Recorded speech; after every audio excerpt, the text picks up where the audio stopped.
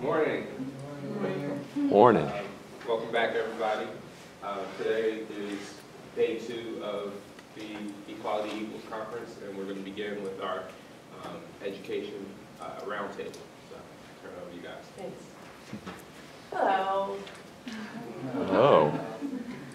Thanks for coming bright and early. My name is Jennifer Seifert. I'm from Ohio University, and I'm going to be the moderator for this roundtable discussion. What I'm going to do is introduce just the speakers briefly, and then they're going to give a little more information about themselves, and then we'll go ahead and take questions. I want clearly like a roundtable discussion. Please feel free to jump in with any comments or any questions you have. We really envision this more as like a collaborative discussion. So this is Jessica Furgerson, Justin Rudnick, Dr. Pamela Kaylor, and Stevie Munz. So my name is Jessica Furgerson, and I am a third-year doctoral student at Ohio University. I also fill the role of the Associate Basic Course Director for our Basic Public Speaking class that serves, depending on the semester, anywhere from 400 up to 1,000 students at a time. Those sections are facilitated primarily by our graduate students, but they're also taught by all levels of our faculty as well. They're the bread and butter of our department, but it's also where we get, as educators, our first experience teaching undergraduates.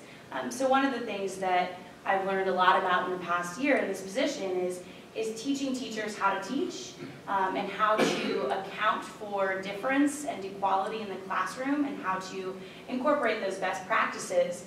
The interesting thing about my job, though, is that I'm also bound by standardization policies, not only to our department, but to our discipline. Something that complicates that is we have learning communities. So these communities are, say, an ROTC learning community where they take every single class together in their first semester on campus. So if you make an accommodation for one student, chances are all other 400 may hear about it. And so you've got to be willing to balance accommodating and standardizing your course policies, but in a way that accounts for difference and equality. So that's the framework and the perspective that I bring to the conversation today. My name is Justin Rudnick. I'm a first-year doctoral student at Ohio University, and I am one of the graduate students that gets their experience teaching undergrads in the basic course that Jessica just talked about.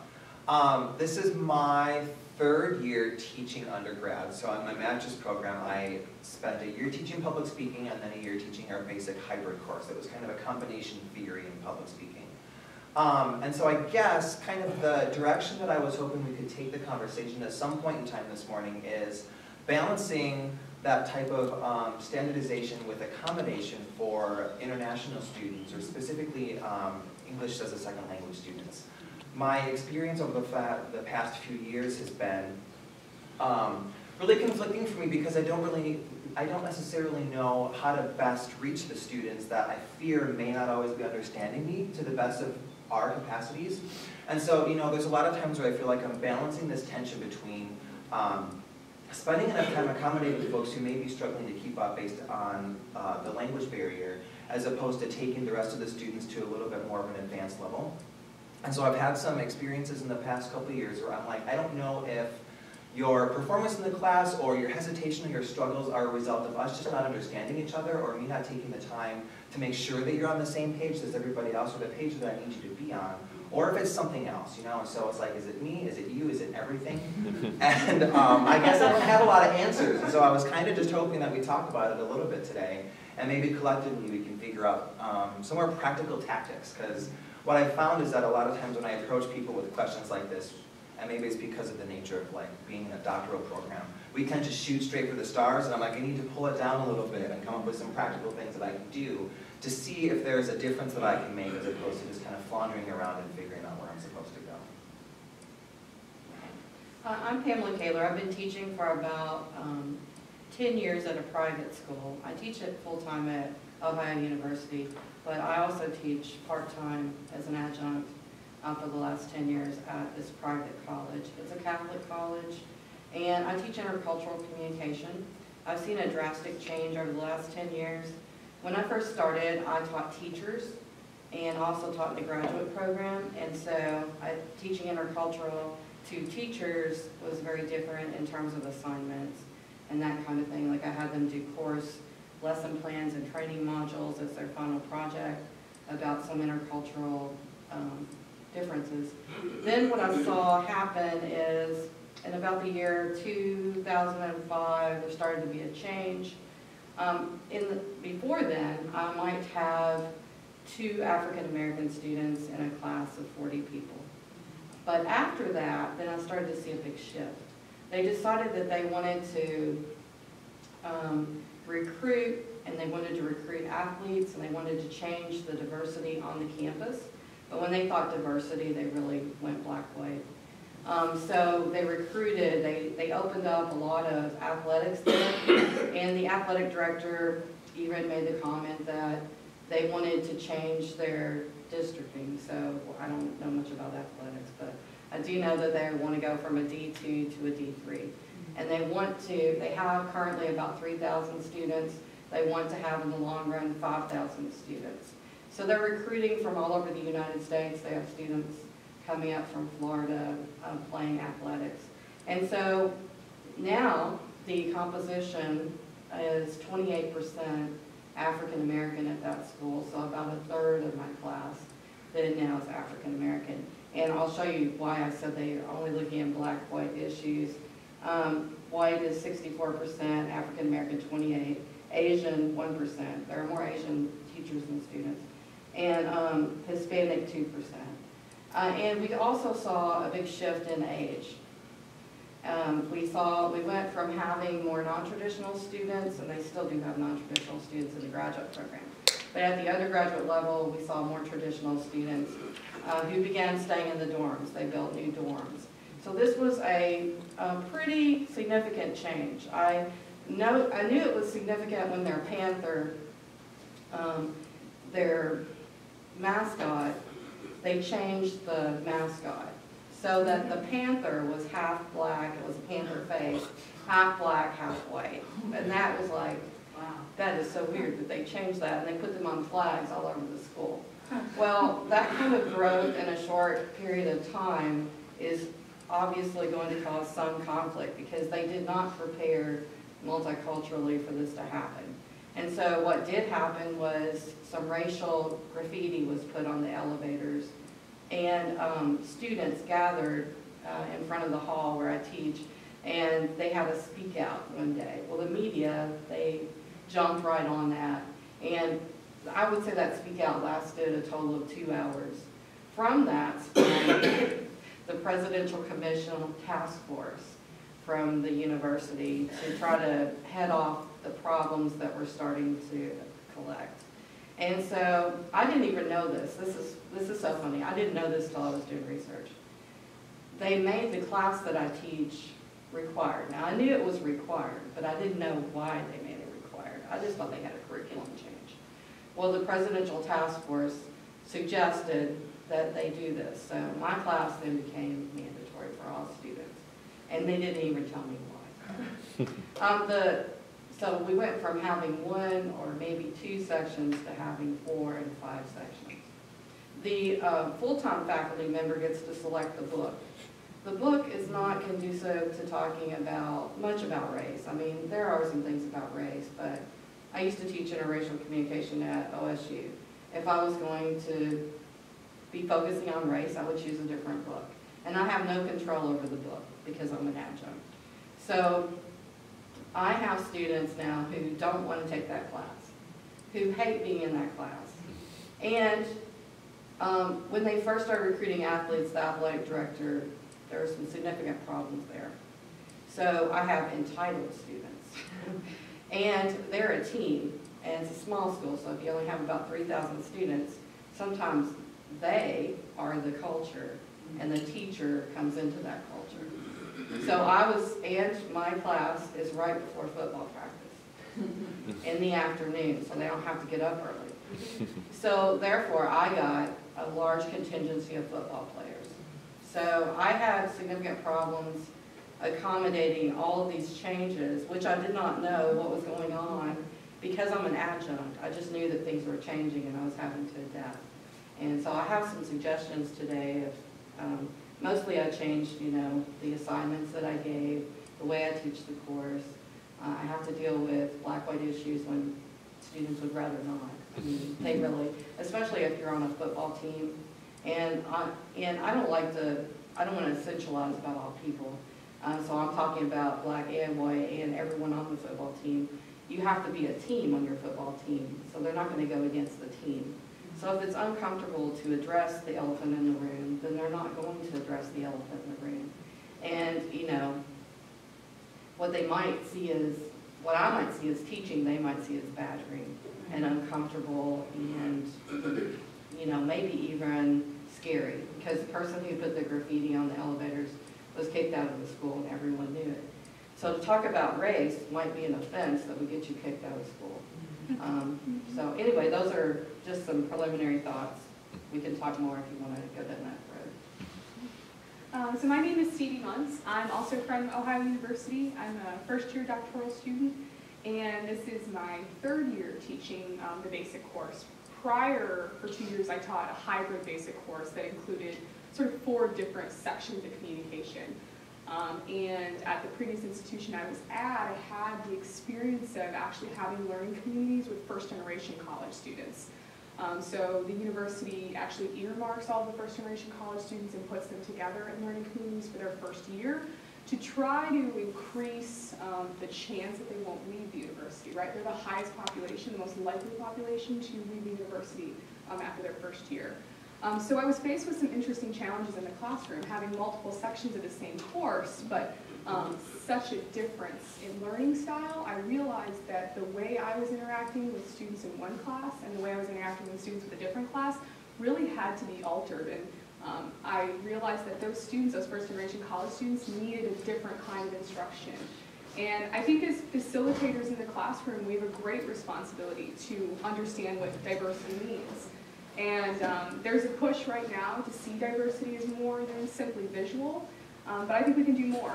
And I think it's a very interesting conversation that's going on right now, and I think universities are doing a lot to address first-generation college students or geographically displaced students. But from the instructor perspective, there simply is more I think we are responsible for doing. And those kind of conversations are probably not happening as much as they should. So I think this is a great forum to kind of discuss that and those challenges that we're facing, because they are the largest growing population on our university campuses today. And they're also the most likely population to not be retained. So what can we do, right, to try to keep them on our campuses? So you've almost mentioned some challenges to a certain degree.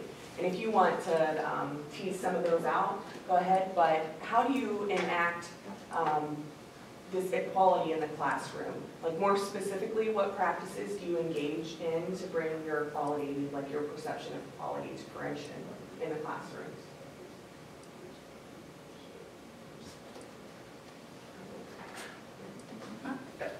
Oh, we're going down the line. I didn't know if you want to go down the line again. You don't have to. So linear for you, Jen. Yeah, we know this.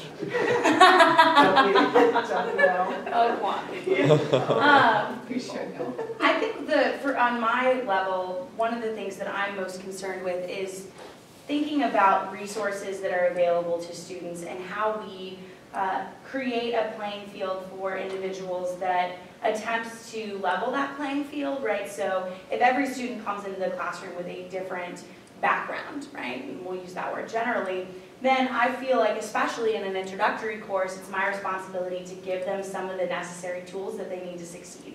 One of the things that I'm very adamant about in my classroom is every class I teach, I take them to the library. They meet the librarian, they have assignments that teach them how to use library resources, right? I take them to the Writing Center. They learn how to use resources that are available to them on campus. And I think that that is one way of emphasizing that they do have a support network. Some of them will never utilize that support network. Many of them will, though.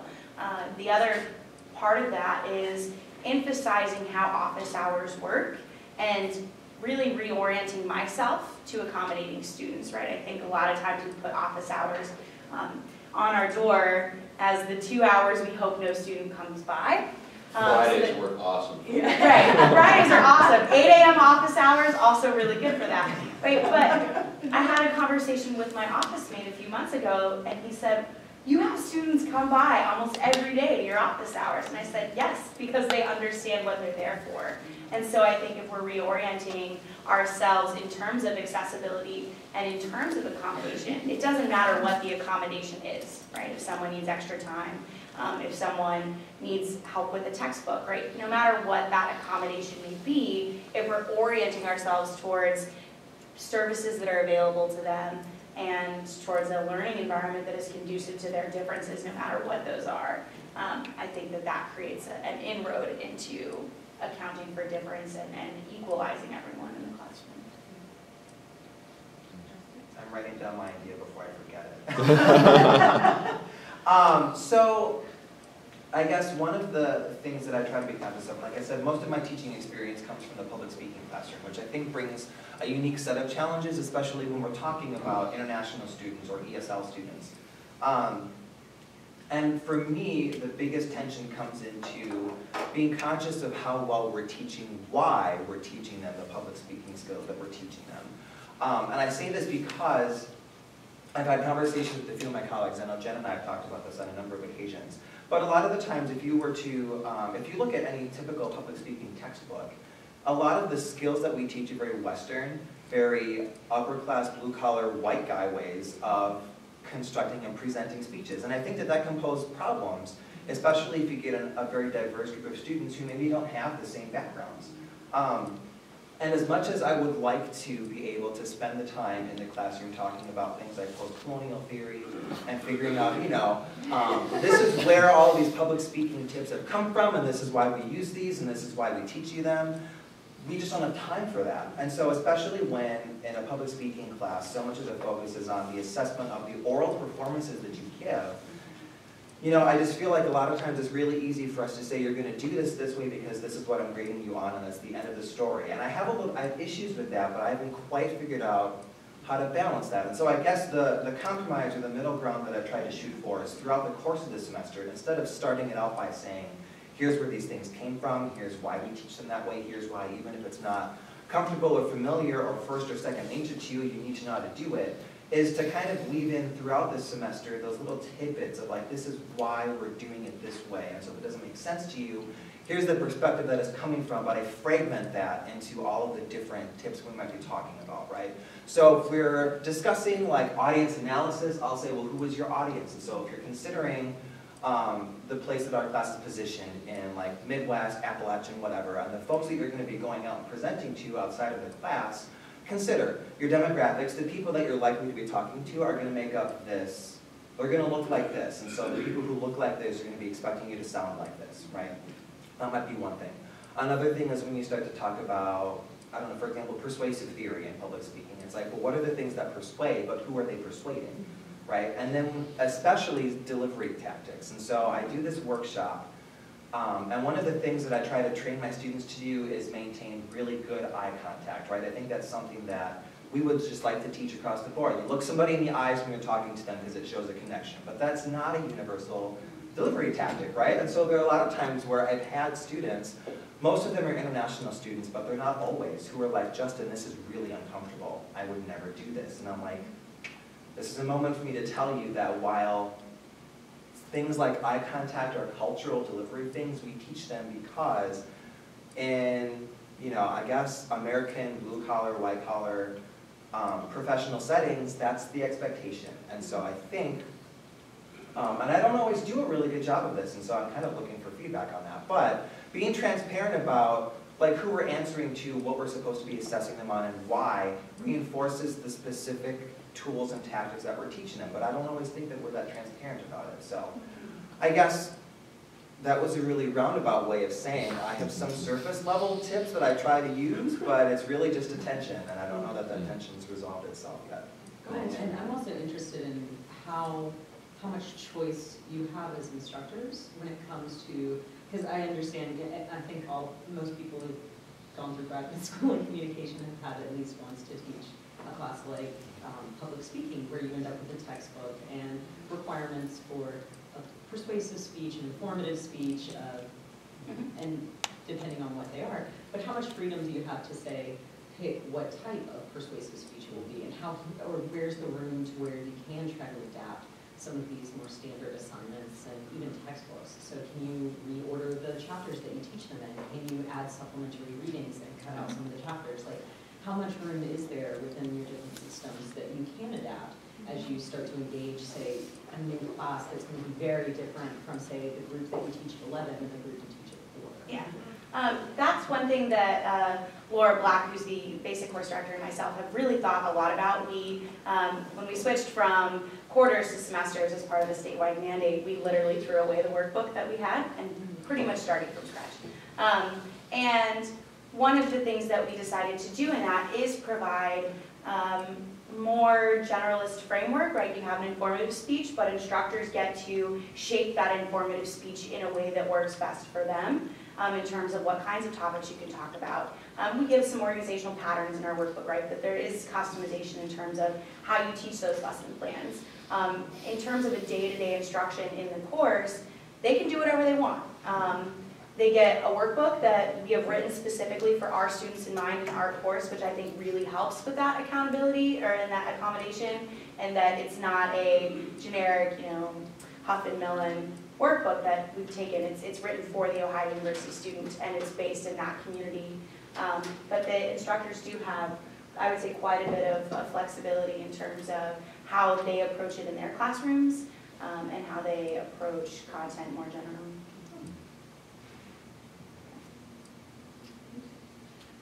Well, my class is a little different, but I would say after we had this big shift at the private school, well, first of all, I don't have flexibility on the book, and I hate the book. I don't hate the book, but I hate the book for that class because it's more of a theoretical, intellectual look and no hands-on stuff. So even though I use the book, because I have to use the book, I tell the students I'll put one on loan at the library, so you can go look at it if you want. And I do have to do certain things from the book, but I try to balance it with some of my notes from other classes.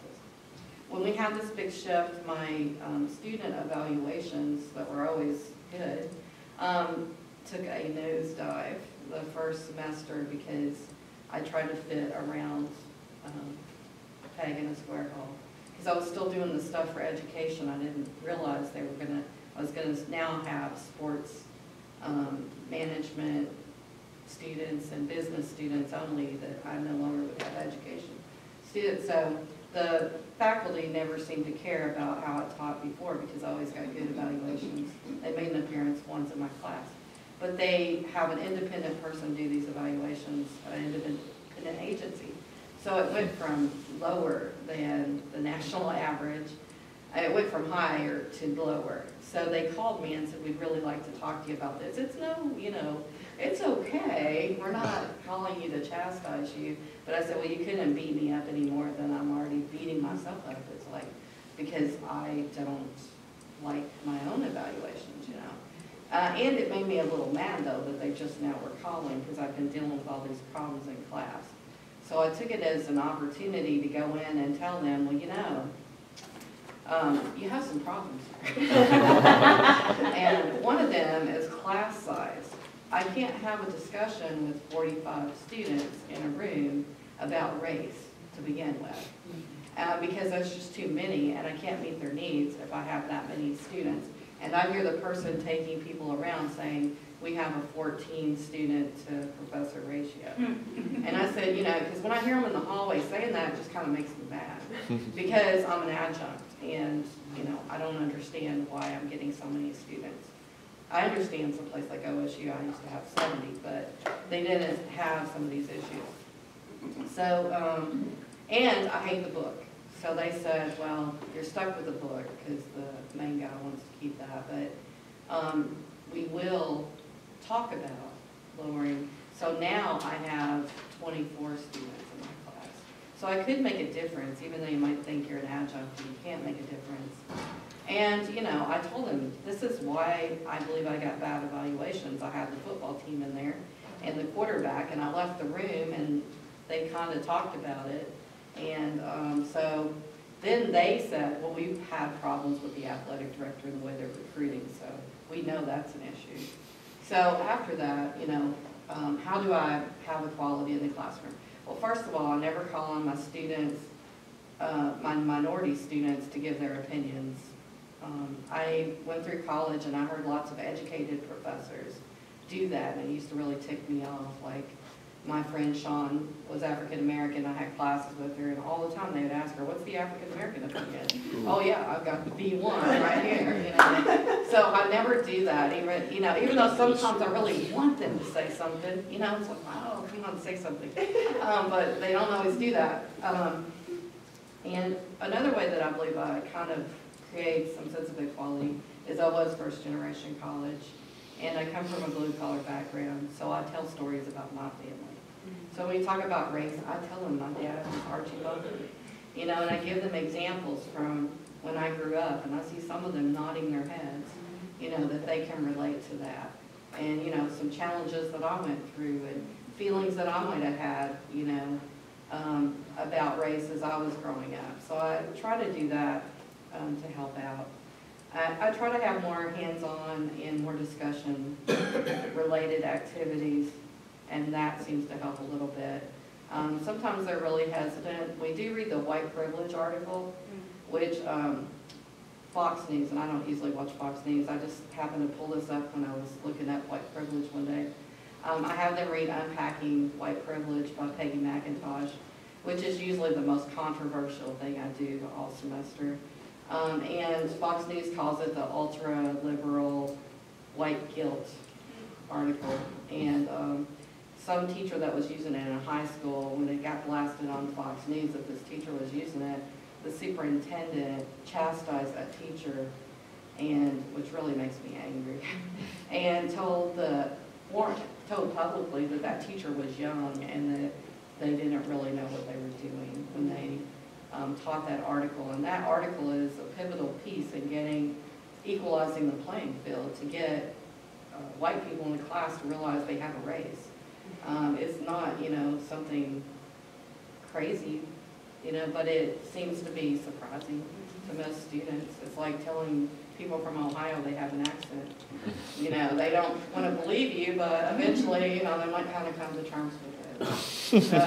So that's how I kind of try to level with it. Do you want to go with another question? Yeah. No.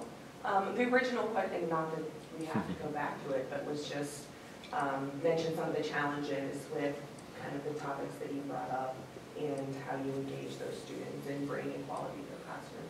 Okay, I'll briefly, say a few words about that then. I do want to say something about your question though, because I think your question is very interesting. I think there are degrees of having flexibility, right, as a graduate student in the basic course. At Ohio University, it is more standardized. We have a standardized syllabus and a standardized workbook and a standardized textbook. But at Illinois State University, where I was a master's student, the only standardized pieces were the book and the workbook. That's it. And you could do literally whatever else you wanted. And there were, some positives to that. If you took advantage of the opportunity and you were driven to sort of be the best teacher you could be, and there's a great mentor program there, so that was great. There are also some downsides to that, because that puts a lot of responsibility on a graduate student, right, to develop your own syllabus and consider what chapters should go before and after. So I think that's an interesting question, and I think that in the basic course, there's a lot of conversation about that, how much freedom should graduate students have in the classroom, because they are often the first contact that freshman students have to the class experience, and what are some potential implications of that? So I think it's an interesting question. I think a lot of people are talking about that. And sort of with that, and this kind of ties to some of Pam's comments, for first-generation college students, an issue in the classroom is reticence. There are a lot of reticent students in a first-generation classroom, and how do you deal with that? What are some teaching techniques that you can use to engage those students so you're not calling them out and sort of othering them in class? And I think a few ways that I've handled this is to really have them prepare responses to questions before they come to class, and that requires a lot of preparation then by the instructor. But that I found was extremely helpful for students who were A, probably not used to participating in class, and B, were a little more apprehensive than some of their counterparts who had parents or family members who'd gone to college and knew what the experience was going to be. They felt more confident that having something in front of them, they could read it if they needed to.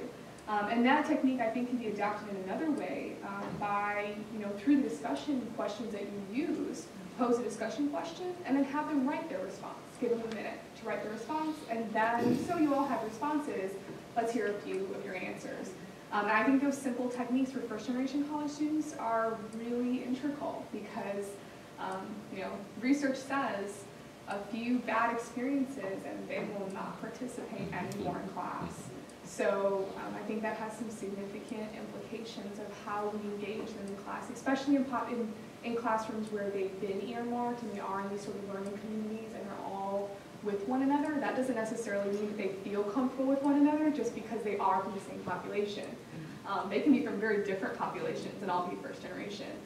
So how do you deal with that? How do you engage that? So that was kind of just one technique that I was thinking about that I think is useful to use. So I read a chapter recently by Brenda J. Allen in a book called Reframing Difference. Yep.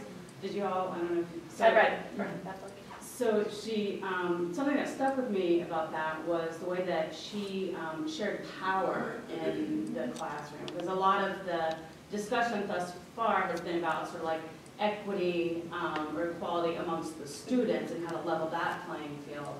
But, and in her chapter, she acknowledges her position as, tenured, professor, and you can do this. But I'm wondering, ideas or your thoughts on actual power sharing in the classroom. So that was something that I luckily don't teach anymore.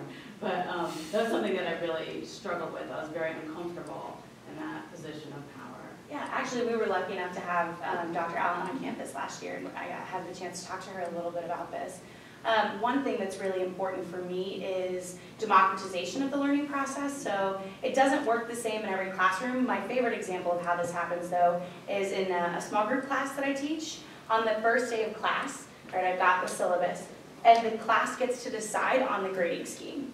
So I give them 3 options to look at, but then they can also create their own option. And so from the very beginning, we talk about ownership of education and who has the ownership of the class and where it's going. And so that basic assignment happens on day 1 where they get to decide what the grading schema in the class is going to be, establishes the tone that they have a vested stake in this class. And then that's reinforced by things like discussion leadership assignments or by input activities where they give me feedback about my teaching and I give them feedback about their participation and they give each other feedback about being classmates, right? And so there's really this mutual ownership model that takes place, and I think it's harder to do in some contexts than others, but even in a basic public speaking class, right, something so fundamental, you can talk about ownership in terms of everybody plays a role in the development of this course. And I think there's little things, like I hate to stand up and lecture. Like I usually sit on the table or sit on a chair and we chat and I go by a first name basis with them.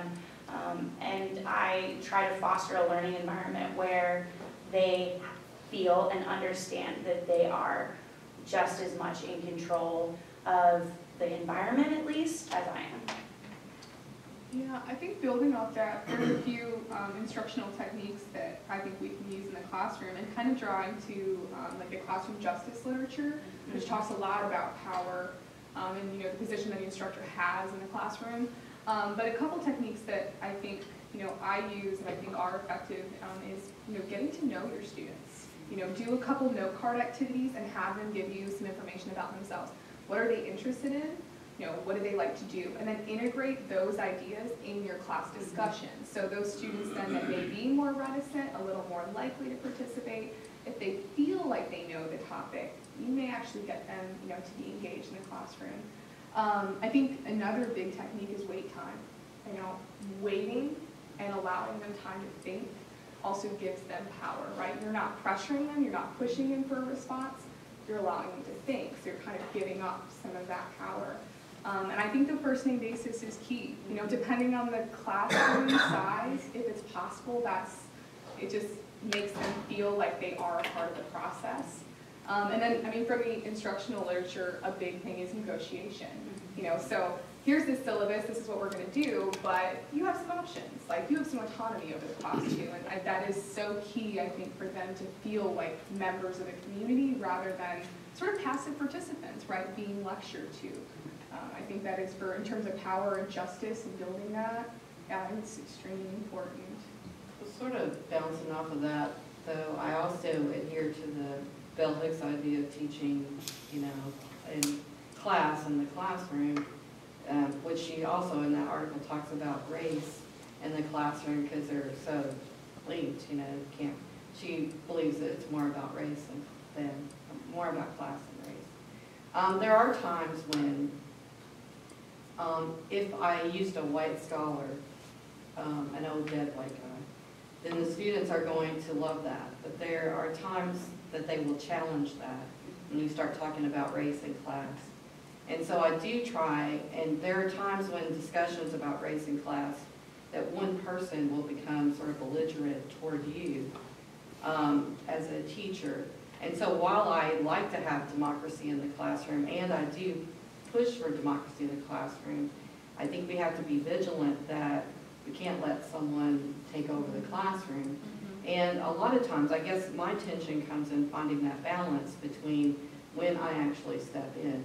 And sometimes I allow and you know, this is praise to Bell Hooks because she sort of promotes this, I let there be awkwardness and I let there be, you know, when I first taught, I would jump in. It's like, oh my God, the class is going to have an argument. And now it's like, oh, cool, they're going to have an argument. And I set this up the first day of class, you know, say that we're going to disagree about things. And I'm not here to brainwash you and your classmates. But you guys, you have a right to your opinions, but you just have to be respectful. So when someone breaks the disrespect law, then, you know, I feel like I have to intervene. Like I had on read white privilege, and this just happened a few weeks ago. And I had a student tell me that he was offended by the article. And while I gave them time to discuss it because they were doing this whole, you know, democracy, you guys will discuss it among yourselves, and then we'll discuss it as a class. Well, when they were discussing it among themselves, he was dropping the F-bomb every 5 seconds about the effing class and the effing teacher. She's in an effing article, and I was like, oh my God. So I'm like, okay, let's talk about it as a larger class. And he's still angry and belligerent. And so, you know, he starts telling me how to teach the class, and I'm saying, when you get your PhD, you can do, and you know, that's where I struggle with, because if someone meets me with a controversial way, I try to take the high road. But sometimes when they won't shut up, you just have to meet them with the same amount of force, you know? And so I didn't exactly say it like that, it was a little nicer. But I said, look, this article is just to get you thinking. It wasn't supposed to offend you. You have to open up a little bit to this. And I let there be a little awkward silence, and the student said, here, let me be the middle person. And they tried to get it back on track, and that was good because then a lot of people started talking. So even though I have more power, and I know that in the classroom, I met his power head on, which goes against the idea of democracy in the classroom. And then other people felt freer to talk. And I think my perception is they felt like he was totally off the wall, and they were a little bit trying to defend me and get it back on track, and you know, it just kind of worked out. But I always have that problem, that tension about how to balance the two. We're just playing off that. I was actually going to ask all you guys, and I was talking to Jen yesterday about this, in lieu of, you know, that FAU story that's coming out about the teacher that did the Jesus stomping exercise. Yeah. Although it's come out that it's obviously much more complicated than the initial reports were. That being said, and you know, you spoke to it a little bit, how do you deal with and not make, you know, live young white guys, not old dead ones, opinions. And ones that have conservative political opinions or conservative leanings not feel like they're being marginalized in the, or women for that matter, not feel like they're being marginalized in the classroom and by the curriculum. And so one interaction I had here, basically saw a student on Franklin Street, we were talking, he was a good student, basically got into gay marriage. And basically I said, you know, I'm a supporter of it, I really don't like the band that's going on here. He knew my background, I was from New York and Los Angeles previously. He basically said, Professor Daly, I really respect you, but you come from Los Angeles, New York, like me and my family don't want that shit. Stop peddling it, no sale. And all I could do was basically just be like, okay, but you know, that's, I gotta leave it at that. So I mean, like, what strategies have you guys come up with to kind of, and that's a, you know, you ran into yours, but like, what strategies have you had to kind of, diffuse potentially bad situations like that, but also to not make, you know, white future members of the Republican Party feel like they're going to get, you know, gassed. Well, there's a really nice exercise that goes along with that article about we all have privilege. We all have unearned privilege in different ways. And so after they read that article and after we talk about it in class, because I'm really not targeting, I'm asking them to think about it. I'm not asking them to make a commitment to, you know, be a follower. I'm just asking them to explore their own whiteness. And then we do an activity where we explore what are the unearned privileges of class, what are the unearned privileges, and I have them make lists. Because I'm a female, I can put on makeup and not get beaten up about it. Or because I'm a female, I'm more likely to get custody of my children. And I have them do it on sides that they aren't, but also sides that they are. And so then they get to see that we all have unearned privileges, and then we can have an honest talk about unearned privileges without people feeling, and that's a balance too, because you don't want to take away from the fact that racial profiling exists. It's a fact, right? So you don't want to sort of minimize racial differences and problems, but you want to get people to understand that we all have unearned privileges. And I think that helps them resolve. I mean, there's a lot of cognitive dissonance. When I taught interracial communication at OSU, I had students in my office crying sometimes. So I know that there's a lot of cognitive dissonance and understanding that, you know, white people have a race and that there are some privileges attached to that. But when you put it on a bigger scale, with we all have unearned privileges and you have discussions about that, and I have them do a reaction paper to it, then I feel like they come out a little bit like they're not targeted. You know, that they're not, that I'm not picking on them. I'm just asking them to explore something no one else has asked them to explore. Yeah, I'll actually, there's several, Peggy McIntosh has the original list, right, of the white privilege checklist, but there's now one for pretty much anything you can think of. So there's able-bodied, there's female, there's straight, there's homosexual, there's literally a checklist for any kind of position you can think about. But in terms of diffusing situations more broadly, a conversation that I have with every class I teach, no matter what the subject matter is about reflexivity and positionality. And so in recognizing, the conversation then is recognize who you are and how that shapes your opinions, no matter what those are. And so it's mutual respect for everyone's positionalities and reflexivity in terms of here's how that position, here's how who I am, here's how my life experiences inform the way I look at things. And that mutual respect allows that conversation to open up into a way where, I mean, I teach argumentation and debate in the classroom too, and we have their assignment this past semester, because of the elections, was you had to give your persuasive speech on a party platform issue. And it was, there were some pretty heated conversations that happened in that class as a result. But because it's been framed from day one that we each have these different positions, they affect the way we see the world, and that doesn't make us immutable to change, but it definitely shapes our perspectives. That helps diffuse some of the aggression from the conversation, because they recognize that everybody has these, not immutable, but certainly very tangible differences that they approach the class with. I wanted to jump in and kind of pull it back to that moment of reticence and the moment of just absolute shutting down, and kind of coming back to what we were talking about just right now, which is the key moment that I find in my own classroom, which is the first day, like that first moment, right, and that first impression. And perhaps discuss or think about those moments in which that desire for support, equality, or mutual respect, how do you integrate that in that first meeting moment? And what type of strategies have you dealt with in which that moment in which the student shuts down or rejects, especially in second language situations, I find, where they're like, well, I'm done, I'm out, and you can't get them back. How have you integrated that in that kind of first meeting, or the description of the course, the way that the course is made available to them? One of the things that I've tried, and this is experimental because this semester is the first time that I've done it, but on the very first day of class, I divided the class up into 6 different what I call action groups. And so the idea behind this is, and I know nothing about like small group theory or anything, but I've heard people talk, and so I'm like, I'm going to take this idea and see what happens with it.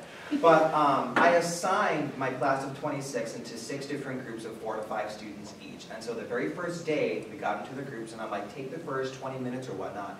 Introduce yourselves. Here's a list of questions that you can ask each other. If you want to exchange contact information, do it. I made it very obvious that they were never going to be graded as a group. And so it was always just discussion-based type stuff, like get to know some peers in the class so you've got that kind of support system. Because my experience has been, you know, and especially when you're trying to do discussions with a class, it ends up not being a group of 26. It's 26 groups of 1. Which is a problem because it's very isolating an individual that way. And so what I've done is put them into groups this semester, and every single class period, they at some point in time get in their action groups to do or talk about something. And what I've found is that tends to put people on the same page a lot more easily. And even with the international students that I have in my class this semester, I've noticed they're a lot more engaged. And they volunteer their ideas a lot more. Maybe not necessarily when we come back to a large group discussion, but when they're in their smaller groups, it's like they're participating, they're engaged, they're aware. And a lot of times, there are students who I've found out haven't been paying attention to me, but when they get into their groups, it's like they all get caught up and then they all move forward together. And I found that that's a really nice way to bridge that isolation between students. Maybe it's just me because I'm an Orr scholar, but the best class I think you can teach is small group work. I mean, it's an amazing class to teach, and I incorporate as kind of strategies to handle some of these issues of diversity, and students checking out, and even athletes. I give group work in a very similar way, and participation as well, like letting the small groups do little mini presentations on safe reading or ideas on their own. I also love to take the informative speech and make it a group project. Have one day where they get off of class to go and do whatever they're going to do. There's a requirement they have to experience something together. Whether that is going to a museum on campus that's free and giving a report on that as their informative speech, or if I've had students who took it way on the other end and went jet skiing together. I mean, Speaking of privilege, well, this is Florida, where you end up with people who are first generation, who are students who work full time, all the way to students who are like, I'm international and my daddy pays for everything. So you have those differences, and I think those little groups and that kind of informative speech, making it a group project where they experience something together, where they're invested together, and they get to make that choice of what they go and experience and tailor it to their limitations and their needs. And it's great because you can say group all of your first year students together, or your first generation. You can group all your athletes together to see from their perspective what, and I've been surprised sometimes by, especially groups of my football players, by what their lives are actually like. And speeches that they've given that you start to realize that their lives are, at least the schools that I've taught at, have been very controlled. And so the idea of having a freedom to do something, it was really interesting to see how they related to the class when they saw it as a place where they had choice rather than a